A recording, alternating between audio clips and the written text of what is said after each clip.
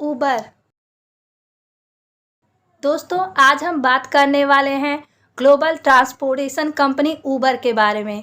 आज उबर दुनिया की सबसे सफल ट्रांसपोर्टेशन कंपनी बन चुकी है और दुनिया के लगभग 633 शहरों तक उबर ने अपनी पहुंच बना ली है। इस बात से कम ही लोग अवगत हैं कि उबर टैक्सी के साथ आज कई शहरों में हवाई सफर भी उपलब्ध करवाती है। साथ ही आज ये फूड सर्विंग मार्केटिंग में भी काम करती है। तो चलिए जानते हैं उबर की शुरुआत और इसके सफल होने की पूरी कहानी को। उबर की शुरुआत की कहानी लिखी गई थी आज से 9 साल पहले, जब कनाडा के रहने वाले गैरेट कैम्प न्यू ईयर की पार्टी के लिए अपने दोस्त के साथ पार्टी में जाने के लिए तैयार हो रहे थे। तब उन्होंने एक प्राइवेट कैब के लिए करीब $800 का भुगतान किया और तब उनके मन में पहली बार टैक्सी से जुड़ा विचार आया और उन्होंने सोचा, अगर एक ही गाड़ी को ज़्यादा से ज़्यादा लोगों के साथ शेयर किया जाए तो सभी कम किराए में ही काम हो सकता है। गैरेट कैम्प की इसी सोच ने आगे चलकर उबर को जन्म दिया। अपने साथ इस प्रोजेक्ट को आगे बढ़ाने के लिए गैरेट कैम्प अपने कुछ दोस्तों की सहायता ली। ट्रेविस कलानिक ने तब इस कंपनी में सलाहकार के रूप में ज्वाइनिंग ली। दोस्तों, आज यही दोनों लोग उबर कंपनी के फाउंडर हैं। कंपनी की शुरुआत से पहले Garrett camp stumble upon company, जो एक सोशल नेटवर्किंग कंपनी थी, उसके को फाउंडर थे।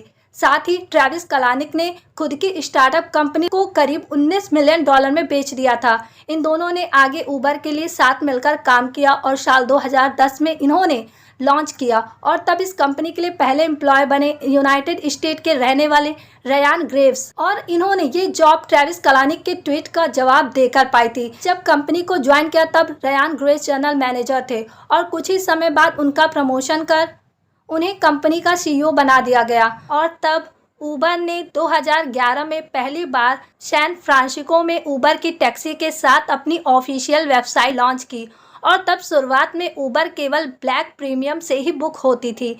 तब उबर को मार्केट में उतनी सफलता नहीं मिल पाई क्योंकि ये उस समय प्राइवेट टैक्सियों के किराए से 1.5 गुना अधिक किराया लेती थी। करीब 1 साल तक उबर ने अपनी तकनीक पर काफ़ी बदलाव किया और साल 2012 में उबर ने अपनी एक न्यू तकनीक की शुरुआत की, उबर एक्स, और इस गाइड में कोई भी व्यक्ति अपनी कार उबर में चला सकता था।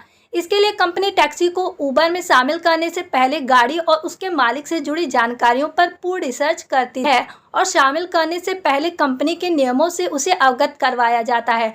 उबर के लिए उनका ये विचार उनके लिए सफलता लेकर आया और कंपनी मार्केट में तेजी से ग्रोथ करने लगी और कंपनी का विस्तार 35 से भी अधिक शहरों में हो गया। बाद में टैक्सी के साथ जुलाई 2014 में उबर ब्लेड राइड के साथ पार्टनरशिप का उबर में हेलीकॉप्टर की भी शुरुआत की। उन्होंने इस सर्विस की शुरुआत पहली बार न्यूयॉर्क शहर से हैम्पटन तक की इस पूरे सफर की लागत रखी $30,000 और उबर ने अपनी इस सर्विस को नाम दिया उबर चॉपर। इस सर्विस के अगले महीने की अगस्त 2014 में अपनी तकनीक और इम्प्रूव किया और अपने साथ उबर पूल की शुरुआत की। इस सर्विस के तहत यदि कई यात्री एक ही रूट पर जा रहे हैं तो उबर उन्हें पूल के साथ पिकअप करता है और सभी यात्रियों के बीच में बंट जाता है और कम पैसों में यात्रा पूर्ण हो जाती है। उबर के द्वारा शुरू की गई यह शुरुआत लोगों को काफ़ी पसंद आई और अपनी इस सर्विस के बाद उबर की ग्रोथ में काफ़ी उछाल आया और उबर ने अपनी सफलता के साथ लोगों के लिए एक और सर्विस की शुरुआत की और उसका नाम था उबर ईट्स, जो एक ऑनलाइन फूड सर्विस है जिसका प्रयोग आप भी कई बार कर चुके हैं। उबर ईट्स की शुरुआती कॉन्सेप्ट था कि आप घर बैठे 30 मिनट के भीतर आपका ऑर्डर डिलीवर हो जाएगा, जो आज मार्केट में काफ़ी चलन में है। उबर ने बाद में मार्च 2015 में ड्रीम डेक के साथ हाथ मिलाया और उबर ने सिंगापुर में लग्जरी कार की सर्विस शुरू की।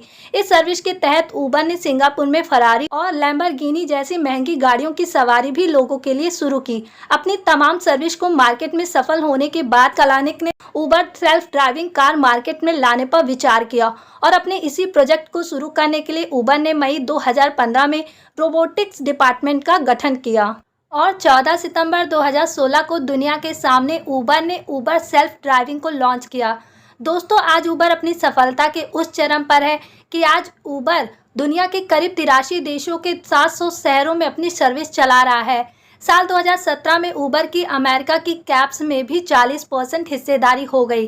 भले ही उबर ने अपनी तकनीक और नए विचारों के साथ दुनिया में जल्द ही सफलता हासिल कर ली, लेकिन इस दौरान उनके सामने भी कई परेशानियां आई और ऊबर को कई बड़े विवादों से उलझना पड़ा। लेकिन दोस्तों, ऊबर ने कभी परेशानियों को खुद पर हावी नहीं होने दिया और आगे बढ़ती चली गई। और समय के साथ ऊबर ने लोगों के लिए हमेशा कुछ न कुछ अलग किया है।